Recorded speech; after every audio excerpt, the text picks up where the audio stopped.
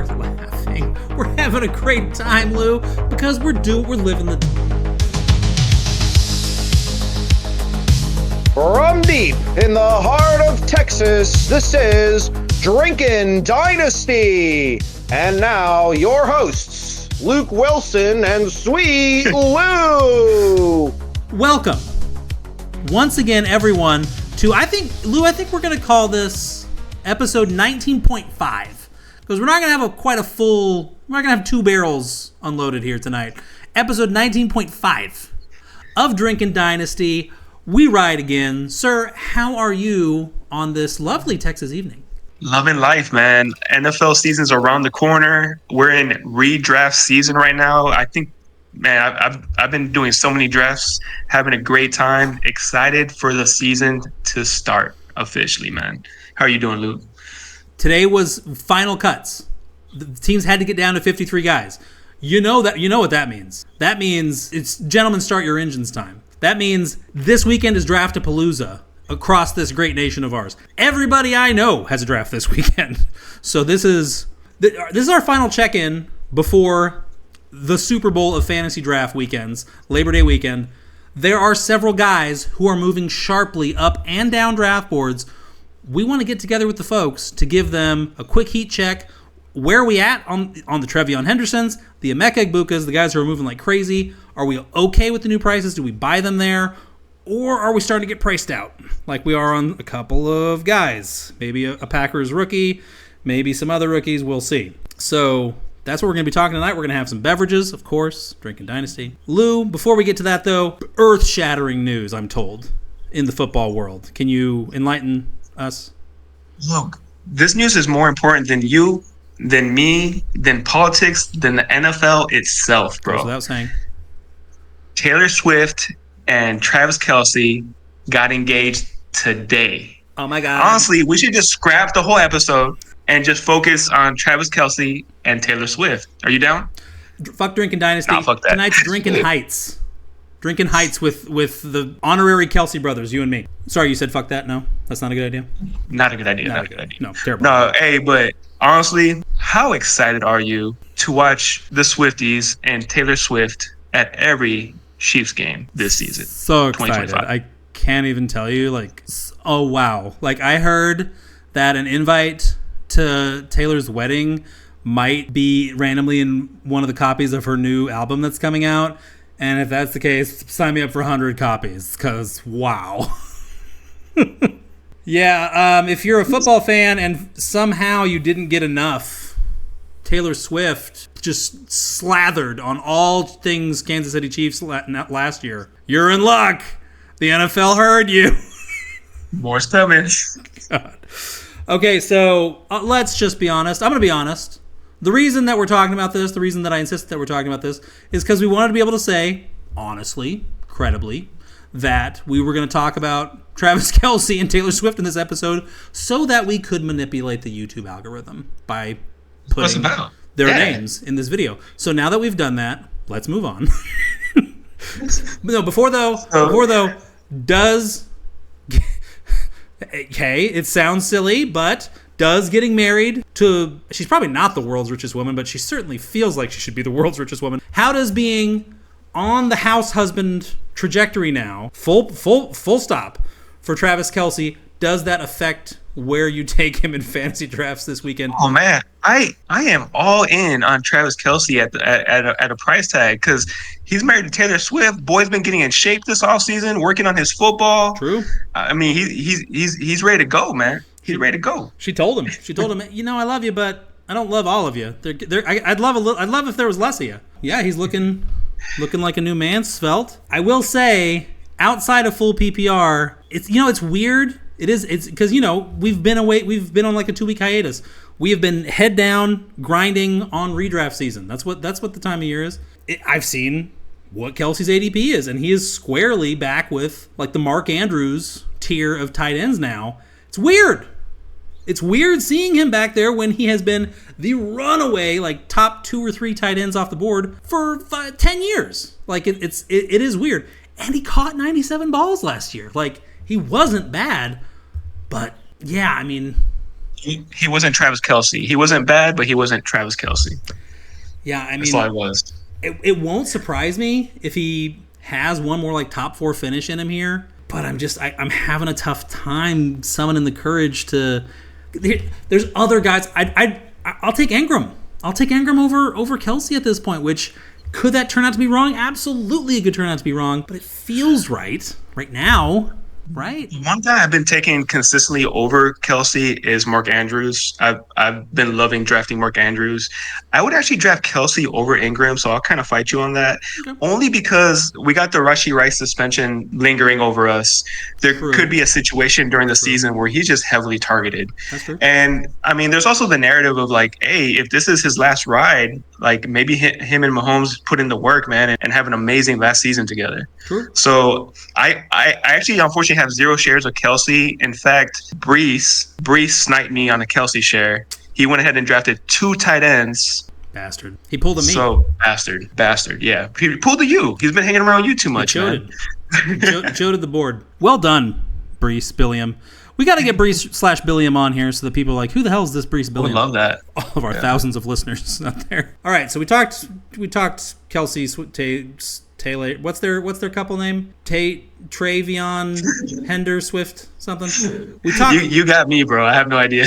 We talked the Kelce Swift nonsense to death. Before we get to the main event, beverage, sir. What is your beverage for the evening? I poured myself a old-fashioned using still awesome whiskey. This is actually my go-to drink for redraft season. This is usually when I'm drinking while drafting. And there's a big reason for that, man. I like to open up an old-fashioned can of whoop ass on my league mates during draft day. Continue, Luke. What are you drinking? And you're better when you're drunk. It's like beer fest. All right, so I'm gonna try and do a U and say I'm drinking some Tupps Day Pass. Drinking some Tupps Day Pass to help you figure out which guys you want to pass on in your draft this weekend. There are a few potentially. And then I've also got a backyard Bach so that you can get back to putting a fantasy trophy in your yard. Maybe. You got it. Keep it going. And maybe. No maybes. And maybe like some guys that you might balk at ADP. I don't know. I tried. No, you did great. Thanks. Okay. So, we are Drinkin Dynasty, but we're in redraft season. So let's dive right into some of the redraft risers, right? Yep. So let's start with, I think, a guy that both of us really love at the moment, has had a good preseason, TreVeyon Henderson. ADP on Sleeper is 49. How are you feeling about him rising up boards with his performances this offseason? So Henderson is like the poster child, him and one other guy that we're going to get to, of like, whoa, guys, hold on here. We're really running away with it now. Love Henderson, but the ADP he's at right now, he is within a stone's throw of Alvin Kamara now. Like, he is right down the road. He is absolutely going to go before Kamara in some drafts this week. Absolutely, he already has.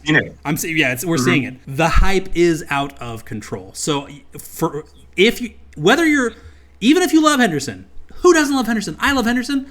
I'm not an idiot. We all love Henderson.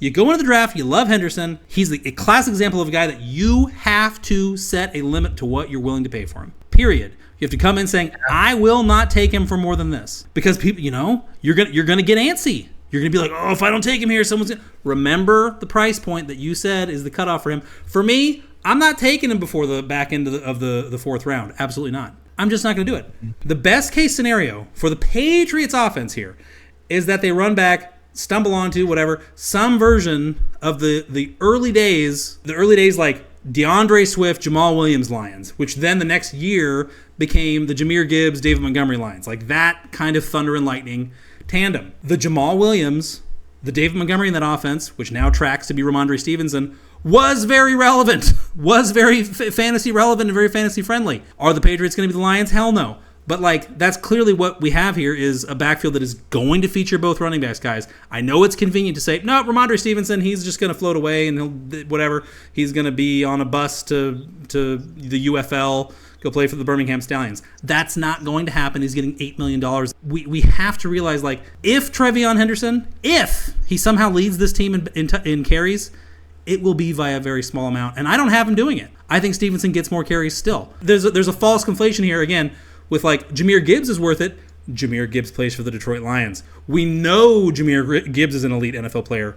We are very intrigued by a small amount of preseason highlights on TreVeyon Henderson. As much as we all love him, that is what we have seen, and he's going to be in a 50-50 split on an offense that could finish bottom 10 in the league. Yeah, I mean, you already know I love Hendo. Of course. I really do. And I don't think the Patriots... So Henderson is going to earn more playing time. He definitely is. He's going to be on the field. Of course. But I don't think the Patriots want to give him too large of a workload for the whole season. I think they want to keep him fresh, keep him healthy, and Ramondre could take some of the damage, right? Is he more talented than Ramondre Stevenson? Hell yes, he is. But you brought up a great point. The other day I was drafting in one of our leagues, in one of our fantasy index leagues, and I was looking at Alvin Kamara and I was looking at TreVeyon Henderson, and I went Kamara because to me it's the more logical choice. I know what Kamara is, even though he's on a bad offense. Don't get me wrong. Henderson is like that sexy pick. Like when you're at your home league and everybody's at the table and you hit that draft button, you're like, guess who I just drafted? TreVeyon Henderson. But the logical choice isn't always that. So a quick question while we're on the topic, like TreVeyon Henderson or James Conner? Woo! Because I'm asking you this question because I think TreVeyon Henderson in a lot of our fantasy index leagues is going before James Conner, but I'm here to argue that the logical choice is probably James Conner over TreVeyon Henderson, especially after the season he put together last year, man. Put some respect on his name. You nailed it. Like when you go to your draft, is your goal to just make one or two or three guys that are there at the draft go, oh, good pick, when you take Henderson? We all love that, though. Of course, no. It's awesome. It's the best feeling in the world. But, like, is that the goal, or is the goal to win? Like, at the end of the day, I'd rather win and have everyone shit on my draft than, oh, good pick, and then I go 7-7. Like, I'm not saying Henderson can't be a good pick, but, like, Kamara, what advantage does Henderson have over Kamara other than, yeah, he might have 1 or 2 touchdowns this year of over 60 yards. Kamara won't do that. That's not nothing. I would argue that's more of a best ball perk, though, than in conventional fantasy. So, like, let's not get crazy here on a guy who could be in the ass end of a committee on a bad team, on a last place team, potentially. Maybe the Patriots, here's the thing, and this is part of the knock for me on Henderson is like, what's the best case here? The best case to me is like Vrabel ball breaks out, and they're just gritty and one of the toughest outs in the league. They go 9-8. They go 10-7. They go 10-7 playing Mike Vrabel, fucking 19-13 attrition ball, where scoring points and having fun is the enemy. We don't want to score points. We want to keep them from scoring points. They're like, that's the mentality.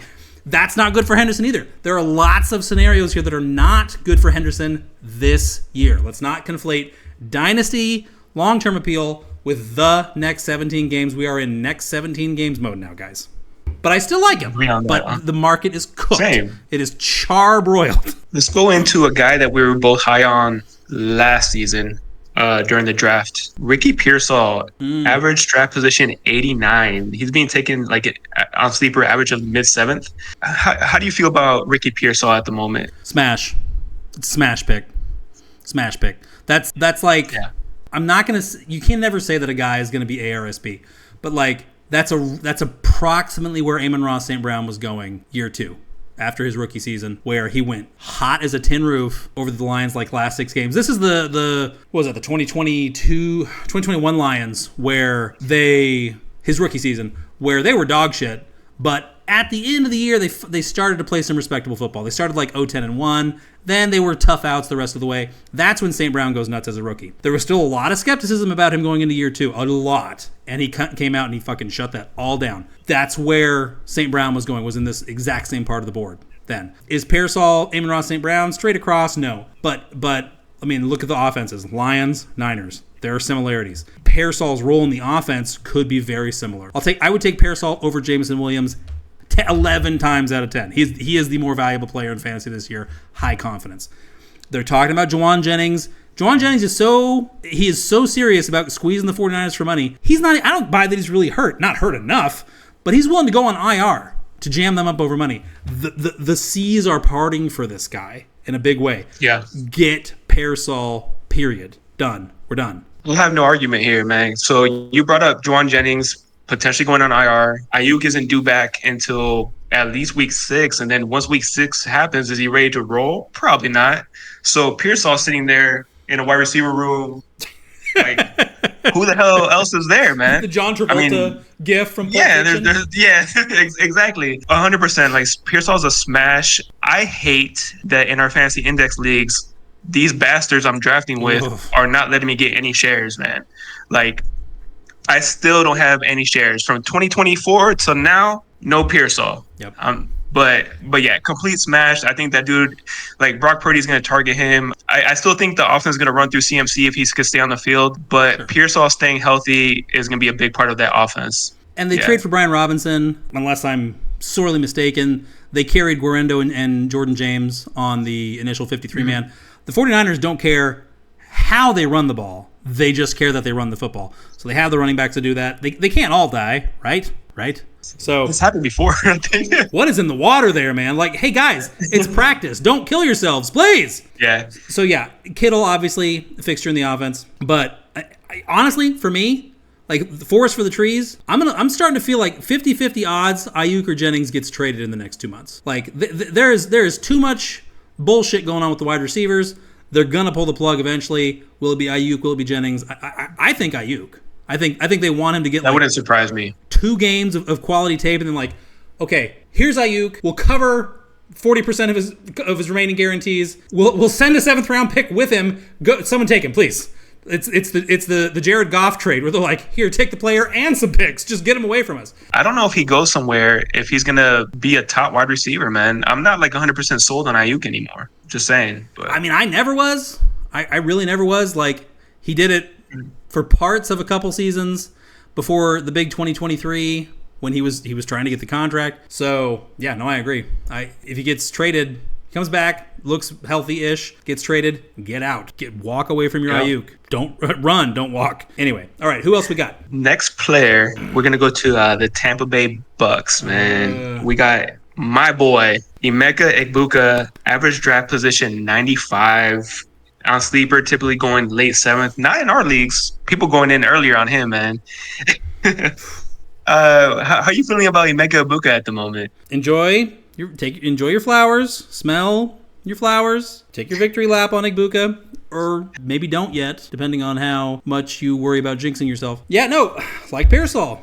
Stars just kind of aligning for this guy. We were concerned about, like, well, what does the target access look like when the Bucks are still in on Mike Evans. They re-signed Chris Godwin. Jalen McMillan was a league winner in the fantasy playoffs just a few months ago. Those problems have all been resolved in short order. So we think. So Godwin's timeline remains total unknown, TBD. McMillan has a nasty, scary neck injury against the Steelers. Comes down perfectly on his head. For a second there was like, oh God, could this be another Keith Everett type situation? Luckily it wasn't that, but he's going to be out for a while. So all of a sudden, I mean, Emeka Egbuka goes from, how do we get this guy targets, to, oh my God, please just eat all the targets we can possibly give you. Chris Godwin, here's the thing. We talked about this situation 2 weeks ago in the Four Bullets Brewery episode. 2 weeks ago, the concern with Egbuka was like, Godwin is a torpedo in the water here, and Egbuka was going 2.5, 3 rounds later than he is now. So now his price has just gone up. Yeah, Jalen McMillan's out of the way. His price went up way too much on the Jalen McMillan stuff. That wasn't his issue anyway. The issue was always Godwin. And Godwin's situation, if anything, has improved a little bit because the Texans put Mixon on NFI. They said, no, you're out for the first 4 games. The Bucks didn't. Does that mean he's going to be out there in September? No, it definitely doesn't mean that definitively. But it certainly opens the door to, like, him being on the field by week 3. And that's, to me, the current price on Egbuka, which is ahead of Pearsall.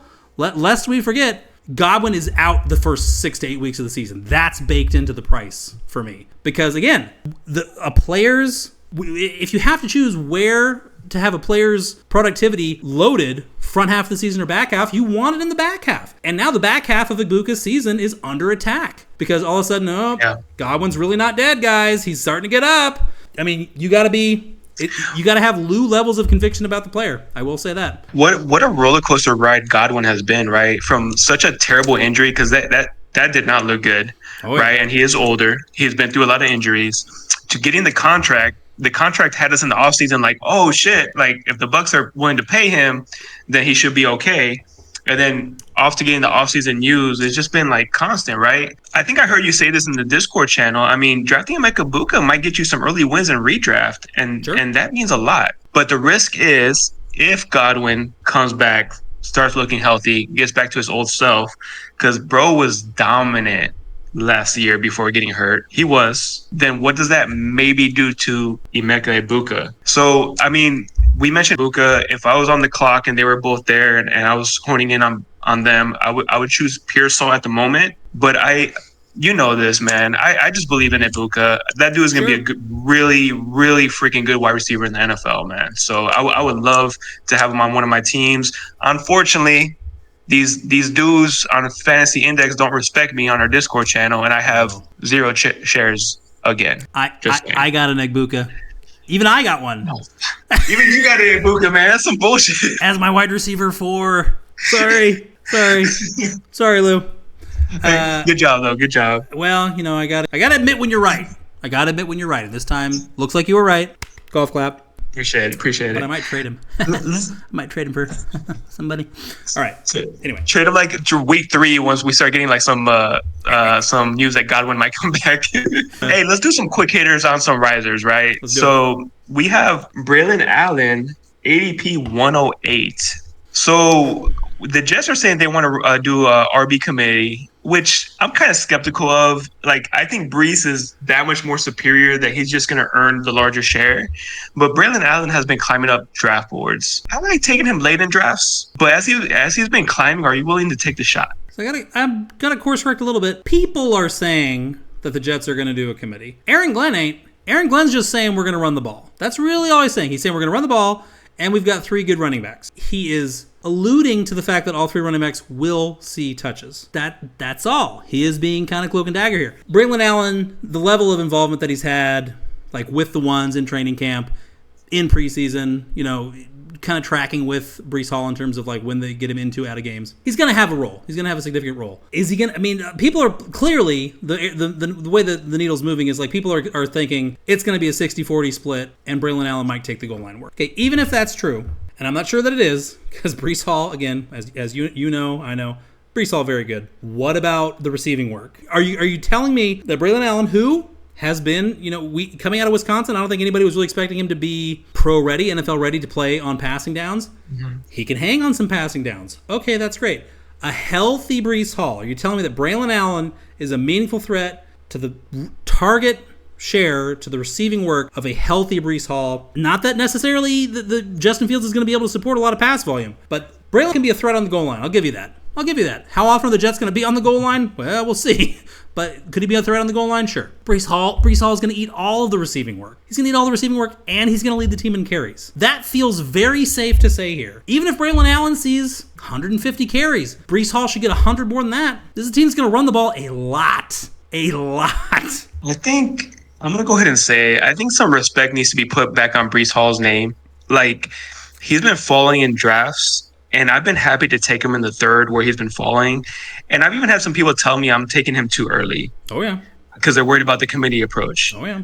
But you know what? If I'm wrong on the talent that he is, I'm willing to accept that, man. I'm going to take him all day in the 3rd round. I don't give a shit, man. That dude is so good. I don't expect the Jets to be this amazing offense, but I don't expect them to be bottom either. I think Justin Fields can do enough with Garrett Wilson, with guys like Brees Hall. I think their defense is going to do enough to make them viable. And I think Brees Hall is going to be a really good running back to own in 2025. That's just my opinion, my take, how I'm going at it. Running backs with legitimate claims to elite top 4, top 5 reception totals at the position have built-in floors, guys. Brees just reminded us of that last year. So did Devon Achane. Both had down years on challenged to bad offenses. Still both finished top 20. You can't keep those guys out of the top 20. They're just going to get too much work in the passing game. Mm-hmm. So you're focusing on the downside. You're ignoring the upside, which is that Breece Hall could be the lead back on a team that leads the NFL in rush attempts, if not rushing yards. You got to remember, guys like Justin Fields, so friendly to their running backs, to creating space for those guys to work. Look at the Eagles running back with Jalen Hurts. We've wanted all those guys. Miles Sanders, DeAndre Swift, obviously now Barkley, Derrick Henry, J.K. Dobbins, Gus Edwards in Baltimore. Like, these guys help their running backs. It's why I'm chasing I'm willing to play the game of chasing who the Commanders running backs are going to be. They're adjacent to Jaden Daniels. It's going to help them. So exactly. We're ignoring that effect here because we're pretty sure the Jets are going to be mediocre or bad. So what? Breece Hall is good, and he is going to have the Justin Fields effect. It's that simple for me. Agree. Let's get into this next guy who I think we've both been down on during the offseason as a rookie, but he's been climbing up the boards. He's a riser, man. Matthew Golden. Is he the wide receiver number 1 for the Packers? What's your opinion on that? Looks that way. I mean, what else can I say? But looks that way. It looks that way. It does. Like, all it's been nothing but positive, nothing but buzz. It's still, if I'm wrong, this is going to look terrible in a month, 2 months, whatever. Right now, it still feels a little thin in terms of, like, is he going to really run away with the targets? I don't buy that yet. I'm just not there yet, because what is that like? What does that mean? Like, Jaden Reed and Romeo Doubs are just going to go away? He's going to push those guys completely off the screen? He's got to get one of them completely off the screen, and that's before Christian Watson potentially comes back around midseason. Like, does Matthew Golden really worried, like, seeing Christian Watson in his rearview mirror? Probably not. But it recongests this wide receiver, ecosystem here. Even if it's clear to our eyeballs, it's clear to people that are watching these games that, oh man, Matthew Golden is their best receiver, or he's at least one of their 2 best receivers. As a rookie, as a kind of an undersized guy, like, is he going to be seeing 7, 8, 9, 10 targets reliably most weeks? That's still tough for me to see here. I don't love this new price point on him. He could be the wide receiver 1 for the Packers, man. He's just not somebody that catches my eye on the draft board. And I could, like you just said, I can be completely wrong on this. Like, sure. I've been somebody who's always liked Romeo Doubs. I just don't know if he's ever going to make that breakthrough. I think Romeo Doubs might be more of a security blanket for Jordan Love than Matthew Golden might be, in my opinion. But I get why people are drafting him, man. Like, there's a legitimate claim to being the wide receiver 1 for the Green Bay Packers with a healthy, well, he hurt his thumb recently, but I expect a healthy Jordan Love. Right, non-throwing hand. 2025. Yeah. Yeah, the thing for me, could Matthew Golden wind up being the wide receiver 1 for the Packers? Yes. The wide receiver 1 for the Packers might also have 110 targets. Both could be true here. Exactly. And that's the problem, is, like, you saying he's going to be the wide receiver 1, you're not saying enough to me. You have to tell me he's going to go and kill somebody. He's going to go and kill Jaden Reed in this offense. Really, it's about Reed, if we're honest, because Reed, love him or hate him, owner of kind of the slot volume of this offense. Now, he basically vacated that down the stretch last year as the Packers just did anything and everything they could to avoid throwing the football. They just did not want to throw the football anymore. They wanted to get a 10-point lead, beat the shit out of teams in the trenches, run the clock out, be done with it. But he's got to get Reed out of the offense. Gets Reed out of the offense, pushes him to, like, a true reserve, sub-package type role. Okay, then I'm in.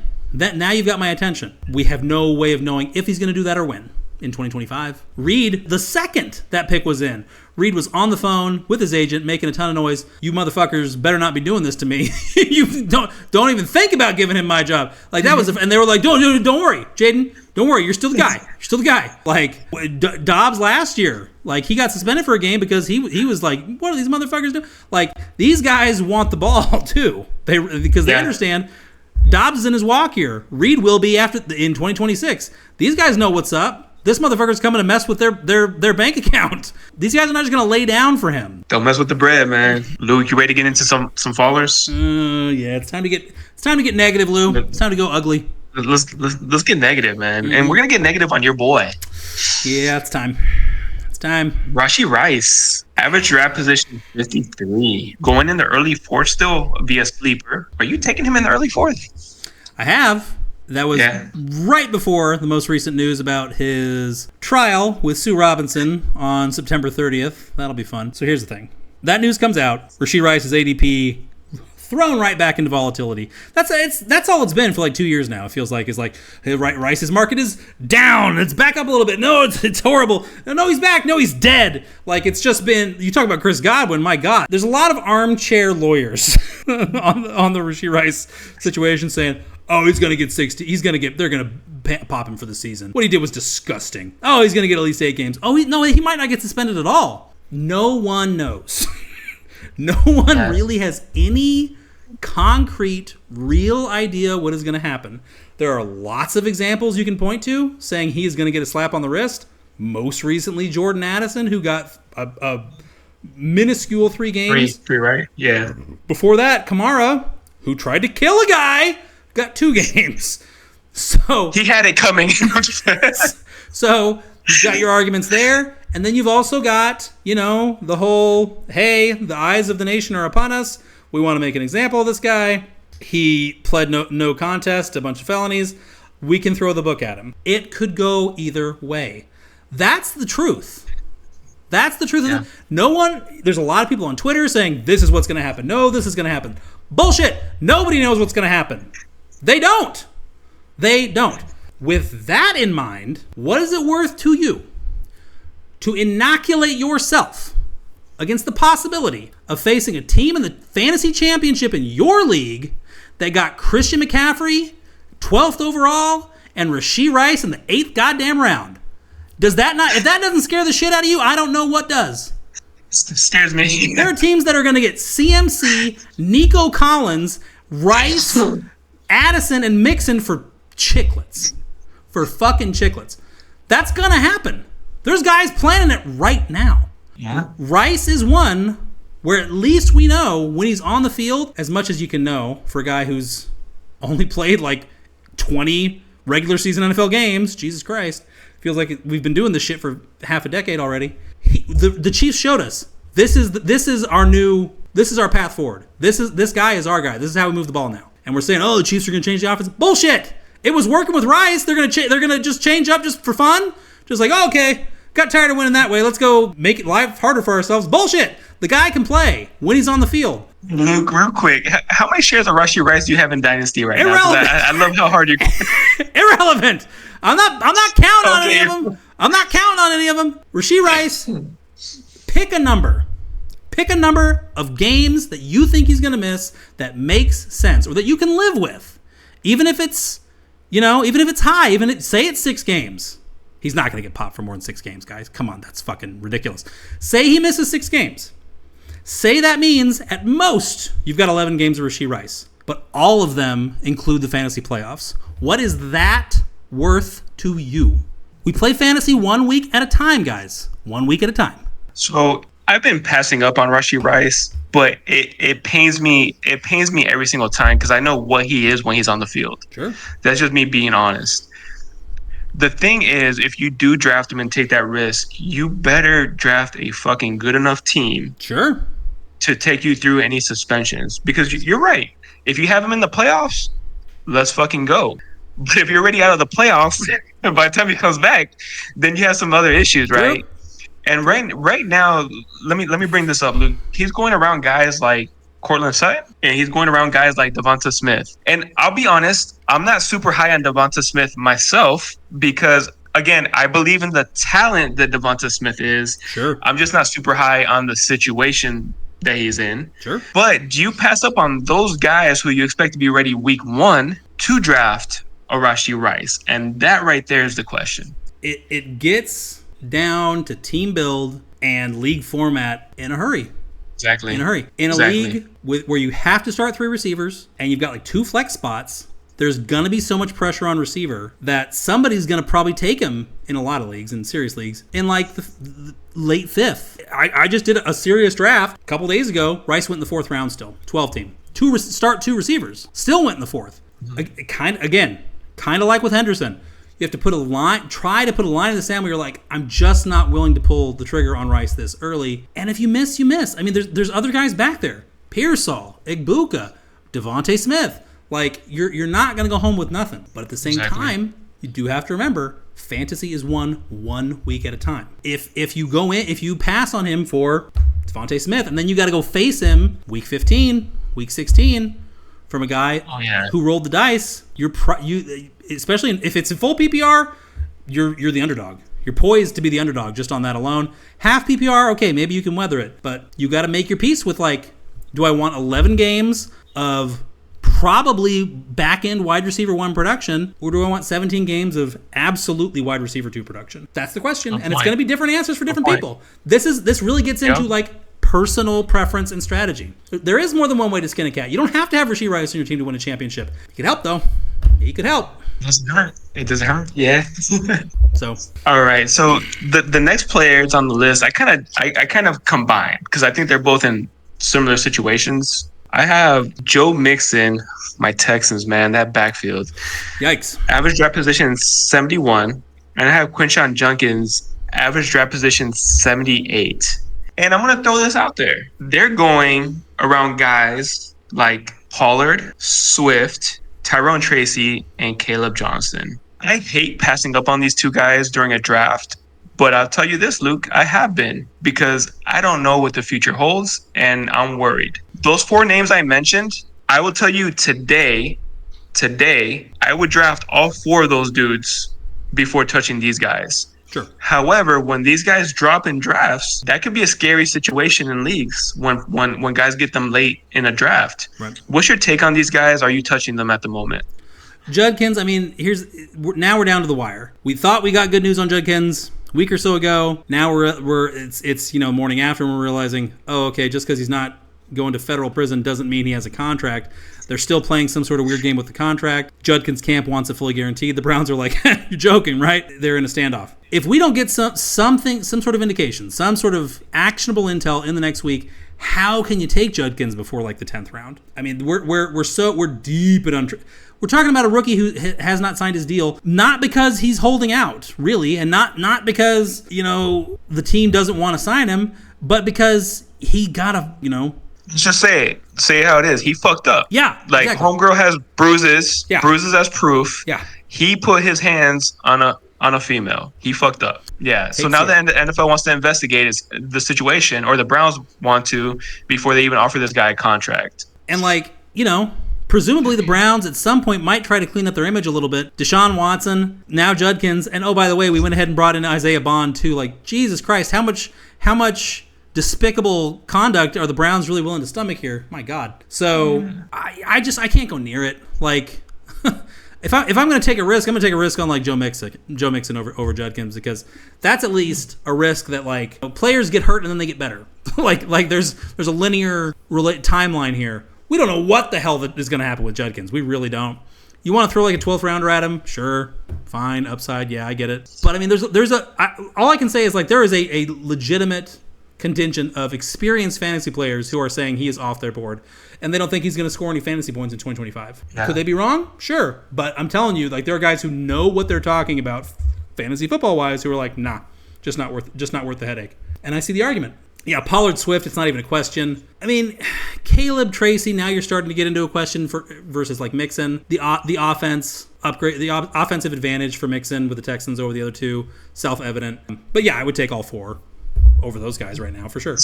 So you already know this. I was very high on Scatterbo, but right now Tracy is the number 1 running back because Scatterbo missed time. So he's going to have to work his way with that offense. But I live in Houston. The news, the lack of news on Mixon, man, I'm worried. I mean, I think we're literally I think Dameon Pierce might lead our backfield, mixing some Chubb and some Woody Marks. I'm not excited about that.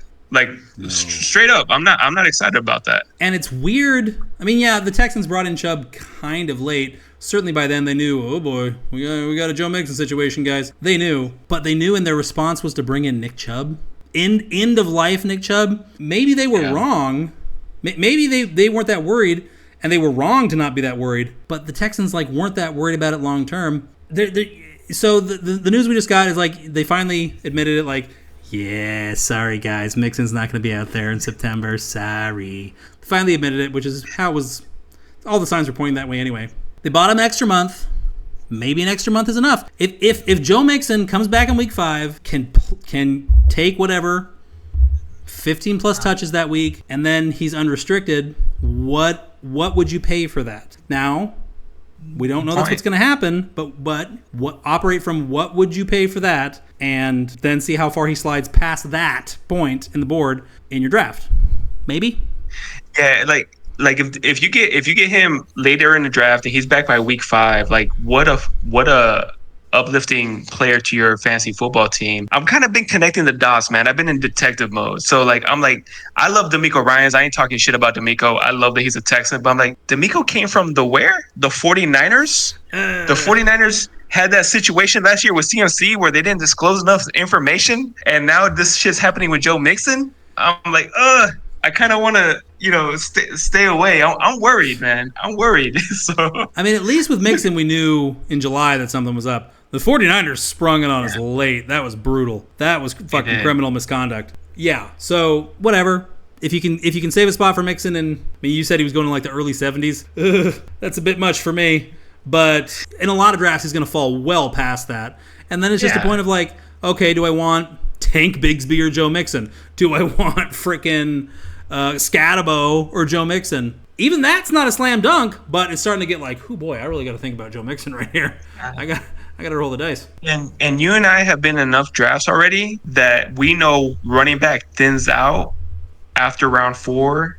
Like once you get past round 5, there's not really many guys you want to like honestly take shots on. So is Joe Mixon worth the risk if you went heavy on other positions? Maybe he is, right? Sure. There's gonna be teams in every 12-team draft that get to that point of the board with like, they went hero RB. They took Derrick Henry and then didn't take another running back for 5-6 rounds. That are gonna have to look at Joe Mixon, and they're gonna have to hold their nose and do it. So yeah, Pollard Swift is about where it starts to be like, oof, yep, running back's dead. Running back's tapped. So yeah, be advised. So you and I were having a discussion before the podcast. We were talking about how quarterbacks are falling in 1 QB redraft leagues. Yeah. So I'm just gonna throw some names here that are just going super late in drafts. I've said this to you already. I've been kind of holding back on drafting quarterbacks. Like, don't get me wrong. If somebody like Josh Allen or Jaden Daniels gets to me at a certain point in the draft where I'm like, this is the right time, I'll pull the trigger. Sure. But let me throw these names out here. We have fallers like Justin Fields. Could easily be a top 10 quarterback. Let's just be honest. We're talking about fantasy football. We're not talking about real NFL. Jordan Love, who a lot of people forget was hurt last year. He should be healthier this year. And you know what he mentioned that I love? He wants to run the football more. I love that for fantasy football. Brock Purdy, Drake Maye. People talk about Drake Maye like he's a mini Josh Allen. And you know what? His potential, he could get there. What I saw of him in flashes last season, I liked. And he's a guy that could do a lot of rushing yards for us in fantasy football. And then Caleb Williams has been falling. Brock Purdy too. I've had a few leagues where I've had Caleb Williams as my QB2, right? This is a guy that also can rush the ball. And guess what? They brought in offensive coach Ben Johnson. Luke, what's your take on these guys? When you're drafting, are you looking to draft a quarterback early? Are you looking to look later and look at one of these names? What's your take on this? I'll take Josh Allen and maybe Jaden Daniels. If, like you said, get to the end of the third. Lamar went, early third, and I get to the end of the third, and it's like, okay, in this league, I could see this being a real weekly advantage. But in general, yeah, I want to wait on quarterback because there is just a built-in value proposition, especially with where quarterback as a whole in the NFL is right now, where Trevor Lawrence, J.J. McCarthy, Caleb, Brock Purdy, Jared Goff, did I mention Trevor Lawrence, like Justin Fields, Jordan Love. There's all these are guys primarily with fat-ass NFL contracts. Trevor Lawrence, Jordan Love, Brock Purdy, they are getting paid. Does that necessarily mean they're going to be top 5, top 6 fantasy quarterbacks? No, but it certainly implies that they should be top 12. The organization expects them to be. And Tua Tagovailoa is getting the bag too. He's not even in the top 20, which is crazy too. So, there is just so much value. All these guys can finish top 10. Let's just say it like this. Brock Purdy's done it. Justin Fields, he could run for 900 yards. You run for 900 yards, you're probably going to be a top 10 fantasy quarterback. Caleb Williams is very divisive. Obviously. Lots of people very skeptical. And really, looking at this recent ADP data, like you were saying, we were talking before we started recording, who are the quarterbacks that are falling? Jordan Love, coming off of a down 2024. Brock Purdy, the Niners fell apart down the stretch. They were torn apart by injuries. Purdy himself misses last couple games of the season. Bad year, lost season. Caleb Williams, super divisive. A lot of people are just out on him completely, won't even consider drafting him. Justin Fields, to me, looking at like the last 7 days of ADP data, it looks like the entire New York Jets fan base woke up, started drafting, and remembered that Justin Fields is their quarterback, and they all hate his guts and think he's going to be terrible. Correlated rise to the moon for Braelon Allen's ADP over that time frame. Like, if you are a late quarterback drafter and you're okay with any or all of these guys, bear that in mind. Like, if you feel like you might need to take them in the 11th, you can probably wait one more round. All these guys are down several spots as we churn into like peak redraft season. So it's a golden era. It's a golden era for waiting on quarterback, paying nothing, and getting out of there with Purdy and Maye or Stroud and Caleb. Dealer's choice. If you're willing to wait outside like Dak Prescott and below, world's your oyster. You can have whatever you want for nothing. Yeah, like especially like when it comes to our Fantasy Index Discord channel, like a lot of our leagues are pretty heavy on the bench, right? So we start one quarterback, but we have pretty deep benches. Is the way we do it with 12 teams. I have one league where I have Goff and Fields. I have another league where I have Goff and Caleb. That's like how you balance like steady, like secure starter with Goff and upside. So I, honestly, like, not that I wouldn't draft a Josh Allen or Jayden Daniels, like I mentioned, but I'm going to be honest. Like, I have no shares. And the reason for that is because I already know I'd rather build the depth in my positions and wait on quarterback, because there's guys so late in drafts like Jordan Love, like Justin Fields, guys with upside that you can take a shot on and more than likely be okay for the season. Sure. So I mean, that's just my strategy, the way I look at it.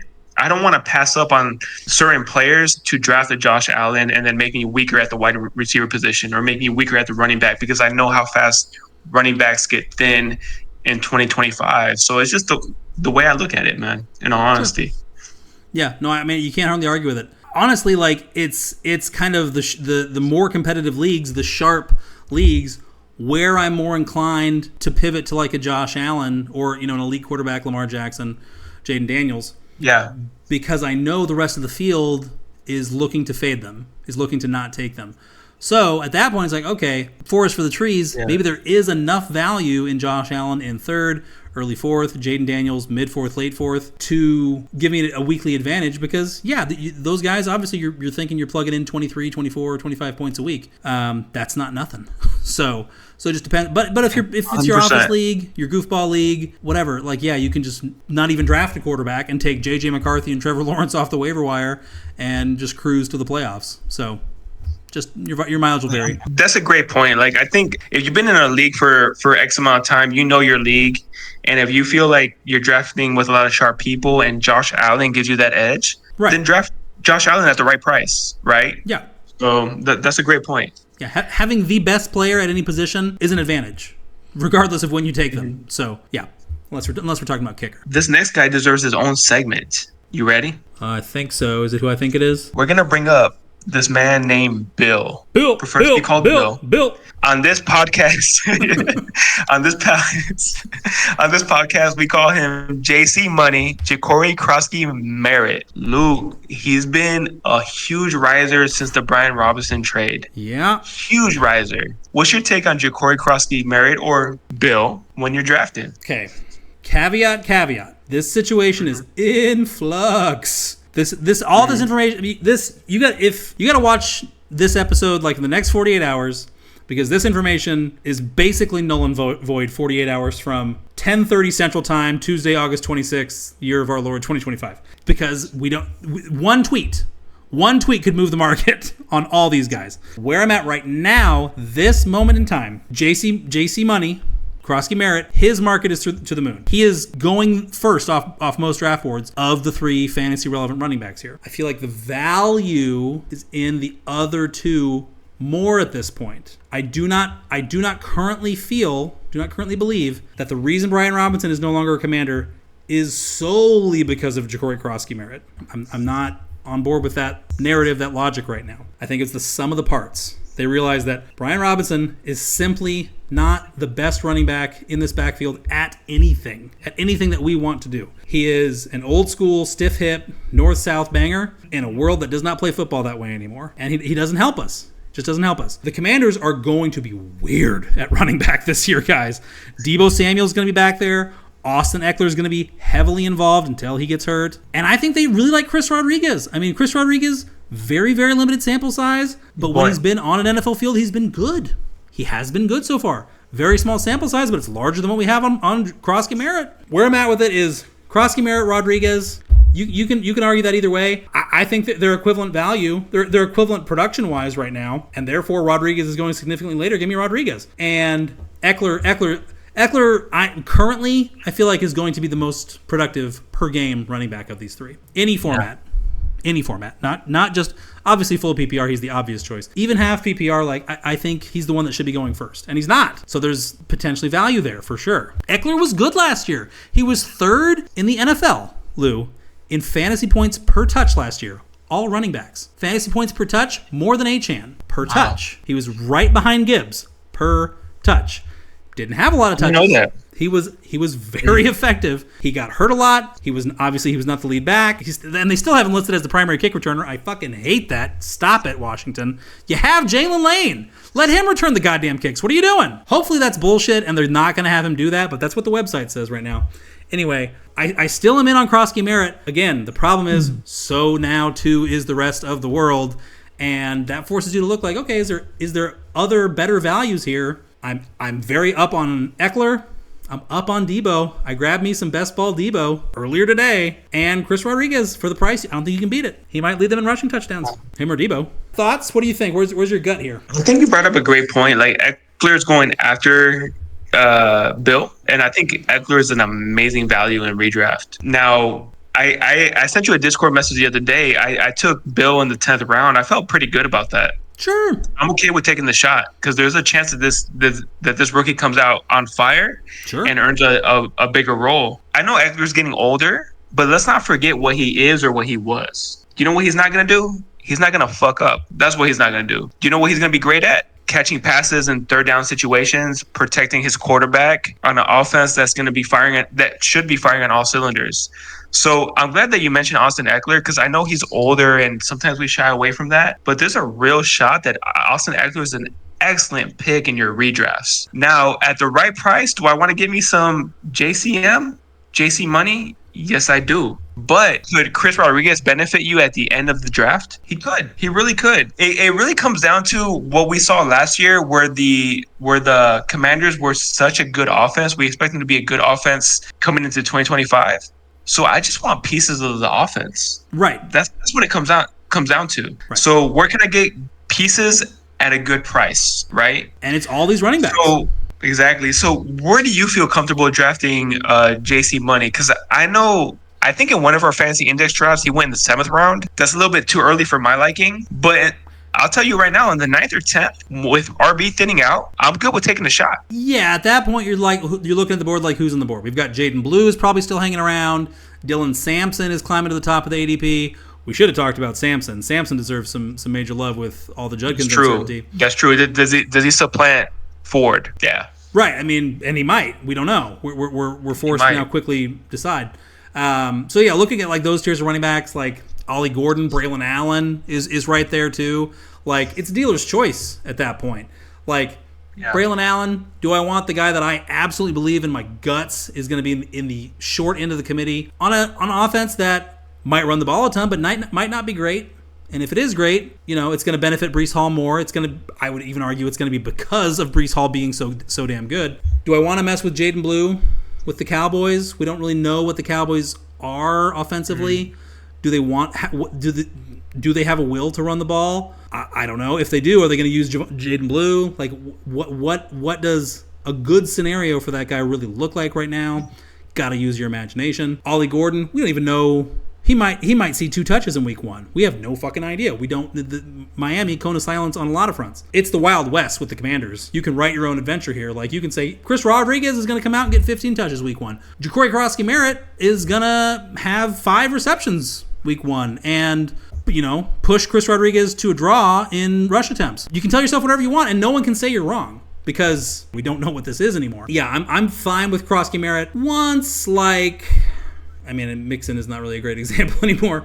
Once Tracy is off the board, Tyrone Tracy, presumably Caleb Johnson has just gone a handful of picks before. Once those guys are tapped, it's like, okay, shoot your shot. Take your horse of choice here and throw some dollars behind him and see what happens. Because again, offense. We want pieces of this offense.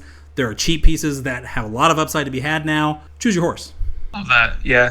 Buy into a good offense. And I'm not saying in one of our, like I mentioned earlier, in one of our leagues, I think he was taking the 7th. That's a little bit too rich for my liking. Could it pay off? Maybe. But once we start getting to 9th, 10th, take the shot. Sure. Why not? Sure. Just week 1, Chris Rodriguez can come out and get 16 carries, and Croskey-Merritt gets 7. And then people are like, oh no, what did I do? We have zero anything that proves that that's not in play here. So just, that's why 7th round, yep, for me that's out. Jacory Croskey-Merritt could be this year's Tyson Williams. You know who Tyson Williams is? No? Exactly. Oh. So be careful. Careful. Yeah. So, Luke, before we start recording, you said you had a question for me that you were trying to stump me. What do we have? Okay. So I'm in this fucking super industry nerd league. This is let me put on the voice. This is a 14-team best ball rotisserie league. Pinky. Two pinkies. Okay. It's no playoff format, so there's no playoffs. There's no head-to-head matchups. It's just whoever scores the most points wins. Weeks 1 through 18. And it's Superflex, 14-team, full PPR with a 1.5 multiplier for all tight end receptions.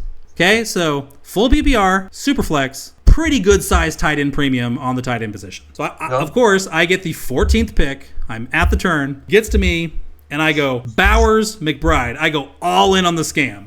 I try to wipe out the premium tight end talent on the board. Made sense to me at the time. Stand by it. As we're discussing that strategy, the league chat, somebody asserts that, yeah, Bowers and McBride are pretty good, but Kittle could outproduce either one of them. And I was like, ooh, I'm going to have to go ahead and sort of disagree with you there. No. Peter's been having some trouble with his Finish the story. Finish the story. Lay it on him. Lay it on him. It sounds like we're on the same page. So, Lou, tell him what fucking time it is. Bro, 1.5 per reception. You got to go McBride and Bowers.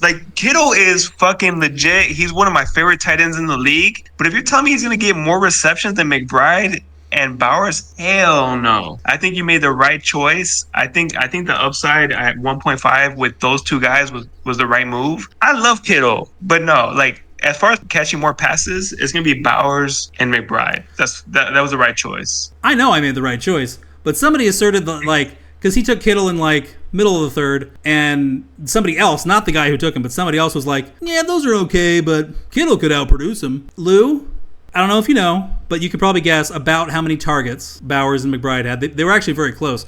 Bowers 153, McBride 147. It's a lot of targets. Can you guess? And keep in mind, let's remember what happened to the 49ers last year. CMC, dead most of the season. Debo, hurt, ineffective. Ayuk, torn ACL. Pearsall, shot, stolen Rolex, got it back though. Everything went wrong. There was nobody around half the time. Kittle was alone in this offense half the time. Still, guess how many targets he had. Take a shot. It will blow your mind. 110? What? 110? 110? Lower. Go again. 95. Very good, Lou. 94. 94. Okay. On 94 targets, this magnificent stallion, 94 targets, turned it into 78 receptions, his most since 2019. 1,106 yards on 94 receptions. Can you fucking believe that shit? That's amazing. And 8 touchdowns, which is more than Bowers and McBride combined. Wow. Yeah. Here's the fucking thing. Kittle has been elite in fantasy points per target his entire career. Obviously he's probably the best tight end in football. At least he was before Bowers shows up. Now it's at least an argument. Kittle's amazing. They have never, not since 2018, have they featured him in a volume type role. Here are his target totals the last 6 years. 2019, 107 over 14 games. Next year, 63 targets over 8 games. That comes out to 130. Then his targets really go nosedive. 95 targets in 14 games. 86 targets in 15 games. 90 targets in 16 games, and then 94 last year over 15 games. He is seeing 6-ish targets per game for almost half a decade straight now. That's pretty fucking established usage to me. That's a real track record. And then, oh, by the way, we have quarterback continuity. We have, obviously, Kyle Shanahan continuity. And now everyone's back healthy. And, the 49ers probably aren't going to go 6-11 again. That's certainly not what they want to do. There's a lot of people getting paid a lot of money for that. The absolute opposite of that to happen. There is no basis for the belief, to me, that I can see, that Kittle's all of a sudden going to have 125 targets. Or 120.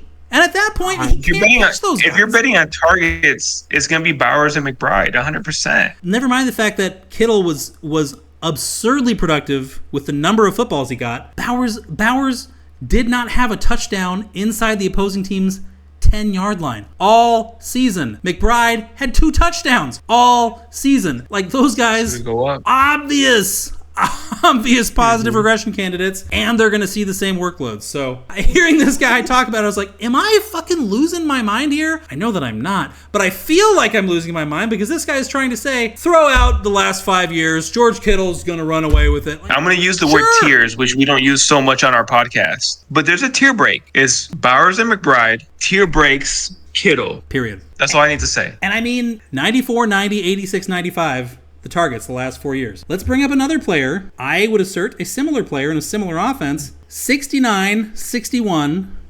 113, 154 targets-wise over the last 4 years. Now, obviously, there's a lot more volatility there. Mark Andrews. I would assert George Kittle is overpriced Mark Andrews in fantasy. I know nobody wants to hear that right now. That is very not in vogue to say such a thing.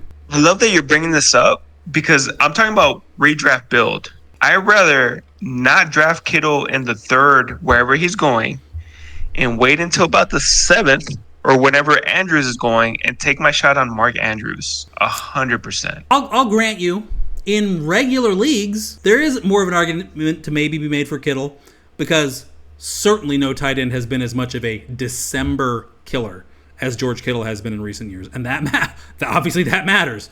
Once you're in the playoffs and Kittle's on your roster, you feel like, oh shit, I'm getting dangerous. But we're talking best ball here. Furthermore, we're talking best ball with no playoffs. Well, there goes that whole advantage. There goes that whole argument right away. We're talking about 18-game slog. We're not talking about no sprint. Yeah, anyway, I just needed to unpack that with somebody who knows what they're talking about. Not that you don't, Chev, but I have a podcast and you fucking don't. All right. Love it. Lou, is it mission accomplished for 19.5? Did we? I think we did what we set out to do, man. I think we knocked it out. Okay. I think we covered everything.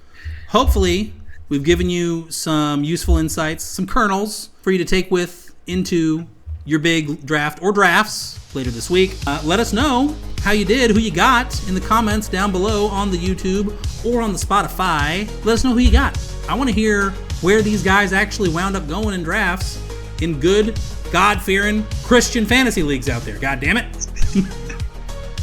All right. Well, it has been fun as always, my friend, but we must adjourn so that I can edit this sumbitch, throw her up onto the internet. We will be back with you folks in the near future, much sooner this time, for episode 20 of Drinkin Dynasty. Let's do it. Always a pleasure, Luke. Until next time, everybody. Sign out. Signing out.